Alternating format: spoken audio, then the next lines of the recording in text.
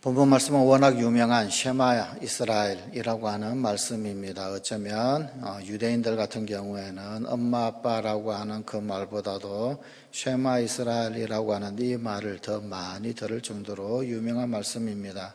특별히 아침 저녁으로 아침에 처음 일어났을 때 그리고 저녁에 잠을 잘 때 반드시 이 말씀을 다시 한번 기도하게 되어 있습니다. 그저 암송만 하는 것이 아니고 기도를 합니다. 이 말씀을 붙들고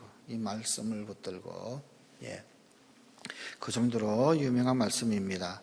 자, 그런데 이 말씀을 어떻게 해야 하느냐면 본문 7절 말씀에 내 자녀에게 부지런히 가르치며 집에 앉았을 때든지 길을 갈 때든지 누워 있을 때든지 일어날 때든지 이 말씀을 강론할 것이며 라고 말씀을 하고 있습니다. 자녀에게 이 말씀을 부지런히 가르치라. 그러면은 어떻게 이 말씀을 자녀에게 가르칠 수 있게 되었을까요? 이 6장, 신명기 6장의 말씀이 기록되어져 있는 이유를 1절 말씀, 신명기 6장 1절은 이렇게 말씀하고 있습니다. 이는 곧 너희의 하나님 여호와께서 너희에게 가르치라고 명하신 명령과 규례와 법도라. 너희가 가르치라 라는 것입니다. 특별히 자녀에게 가르치는 것은 누구에게 가르칠까요? 당연히 부모님이 가르치겠죠. 그죠? 아버지가 가르치겠죠. 할아버지가 가르치게 될 거고요. 그러면 그 가르치는 권한이 어떻게 나타나게 되었는가? 모든 그러면 이 유대인들 이스라엘의 그 어떤 집의 가장들은 결국은 하나님 말씀을 가르치는 자가 됩니다. 그럼 그게 어떻게 그렇게 될 수 있었느냐라는 겁니다. 오늘 본문 바로 앞에 보게 되면 신명기 5장입니다. 신명기 5장 31절. 신명기 5장 31절 말씀에 이런 말씀이 있습니다. 너는 여기 내 곁에 서 있으라. 여기 말하는 너는 하나님이 지금 신명기 5장 같은 경우에는 이 하나님께서 모세를 통하여서 10계명을 전달해 주시는 그런 내용의 말씀입니다. 뿐만 아니라 율법의 말씀을 전달해 주는 그런 말씀입니다. 그런데 이것을 어떻게 선포하고 가르치느냐 하면 여기 말씀하시는 분은 하나님. 너는 내 곁에 라고 했을 때 너는 이 모세를 말합니다. 모세를 향하여서 내 곁에 서 있으라. 또 내가 모든 명령과 규례와 법도를 내게 이르리니. 그러면 어떻게 합니까?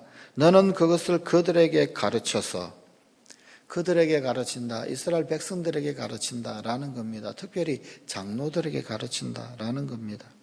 그러면은 내가 그들에게 기업으로 주는 땅에서 그들에게 이것을 행하게 하라 하셨나니. 이렇게 해서 이 가르쳐야 할 말씀이 주어진 겁니다. 모세는 하나님 앞에서 말씀을 받고 또 그 모세가 받은 말씀을 누구에게 전달을 하느냐면은 아론과 장로들에게 전달을 한 겁니다. 그러면은 아론과 장로들은 또 누구에게 전달을 하느냐? 이스라엘 모든 백성들을 가르친 겁니다. 그래서 신명기 6장의 말씀처럼 그렇게 너희에게 가르치라고 명하신 명령과 규례와 법도라 가르치라라는 겁니다. 그래서 하나님은 모세는 아론과 장로들은 각 지파들 그리고 또한 그 각 지파의 지파장들은 또한 각 남자들에게 가장들에게 이 말씀을 가르쳤습니다. 그래서 이 말씀을 가르칠 권한이 위임이 된 겁니다.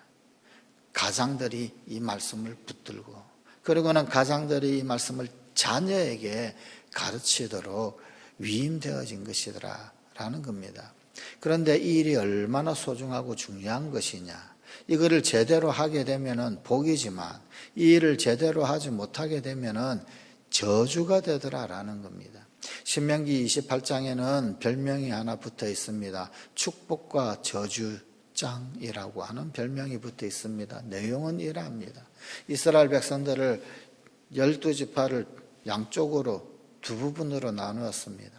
한쪽은 축복의 산 그리심산에 또 다른 한쪽은 저주의 산 에발산에 서로 세워놓고 축복의 말씀을 전파할 때 축복의 산에서 아멘, 저주의 말씀이 선포될 때는 저주의 산에서 아멘.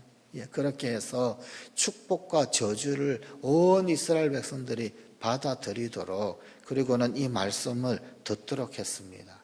핵심적인 요지는 뭐냐면은 하나님의 이 규례, 율례, 법도 이 하나님의 말씀을 지켜 순종하면 축복이다라는 겁니다. 그러나 그 말씀을 순종하지 못하고 그 말씀을 전수하지 못하게 되면 저주가 된다라는 것입니다. 그런데 이것이 언제까지 그렇게 되느냐라는 겁니다. 천대에 이르기까지. 이 축복과 저주가 어떻게 되느냐? 내 대해서 끝하는 게 아니더라라는 겁니다. 내가 하나님의 말씀을 제대로 순종하지 못했고 지키지 못하였고 내가 그 말씀을 내가 외면하였다. 그러면 나만 끝하느냐? 그게 아니더라는 겁니다. 나뿐만 아니라 너와 너의 자식은, 너의 자손은 이라는 거예요. 그래서 그 옛날 이 이스라엘 사람들은 어디에 온 힘을 기울였느냐면 그저 이 하나님의 말씀 붙들고 이 하나님의 말씀 지키는 것, 여기에 올인을 했습니다. 여러분, 그냥 세상에서 땅을 많이 차지해서 그래서 농사를 많이 지어서 소출을 얻는 것, 거기에 올인하지 않았습니다. 뭐 높은 지위에 오르는 것, 명예를 얻는 것, 이런 것에 올인하지 않았습니다. 오직 올인했던 것은 무엇이냐면은 하나님 섬기는 거예요. 주의 율례와 법도 이 말씀을 어떻게 지켜나가는가, 그리고 이 말씀을 어떻게 가르치는가. 내 자녀에게 부지런히 가르치라고 그랬는데 이 자녀에게 이 말씀 가르치는 것, 여기에 올인을 했습니다. 올인을. 왜냐하면 그게 곧 복이기 때문입니다. 그게 곧 천대에 이르는 복이 될 것이기 때문입니다. 그렇지 않게 된다면, 이것이 내 때에서 끝하고 단절되어져 버리면, 하나님의 말씀을 지키는 것이 부지런히 가르쳐지지 못하고 중단되어져 버리면 그것 자체가 저주가 되기 때문입니다. 그런데 그 저주는 나만의 저주가 아닙니다. 내 자식에게도 저주가 되더란 말입니다. 그래서 힘써 가르쳤었습니다. 구약에 있어서 가장 중요한 것은 이 말씀을 어떻게 전수하느냐, 이 말씀을 어떻게 천대에 이르기까지 전수하느냐. 그러면은요, 나머지는 그대로 주어지는 것이기 때문에 그렇습니다. 땅도 주는 것이고, 명예도 주시는 것이고, 힘도 주시는 것이고, 하나님이 복을 주시니까 그 복 속에 함께 들어오더라는 겁니다. 그러면 오늘날 신약 시대에는 그러면은 이것이 통용되지 않느냐? 이것이 통용되지 않을까요? 아닙니다. 성경 한 군데만 더 찾아보십시다. 고린도전서 9장 16절 말씀입니다. 고린도전서 9장 16절의 말씀.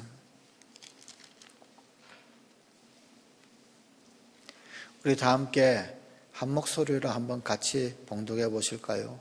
고린도전서 9장 16절의 말씀, 우리 다 함께 한 목소리로 한번 같이 봉독하십시다. 내가 복음을 전할지라도 자랑할 것이 없으면 내가 부득불할 일임이라. 만일 복음을 전하지 아니하면 내게 화가 있을 것이로다. 아멘. 만일 복음을 전하지 아니하면 내게 화가 있다. 이 놀라운 하나님의 복음을 전하지 않으면 화가 있다. 이 놀라운 하나님의 말씀을 전하지 아니하면 화가 있다. 이 놀라운 하나님의 축복을 전하지 않으면 화가 있다라는 것입니다. 그런데 이것은 다른 사람들, 모르는 사람들, 다른 나라 민족들, 그들에게 전하지 않는 것만 해당될까요? 아니요. 사실 이 말씀의 배경은 신명기입니다. 신명기. 너희 자녀에게 전하지 아니하면 저주라는 거예요. 이 말씀을 사도 바울의 신약적인 해석으로 지금 고린도전서 9장 16절에 써놓은 겁니다. 복음을 전하지 아니하면 화가 있다. 오늘 너희 자녀에게 부지런히 가르치지 않으면 화가 있다. 자녀에게 이 말씀이 전수되지 않게 되면 저주가 된다. 지금 그런 말씀, 신약에서도 동일하게 하고 있는 말씀입니다.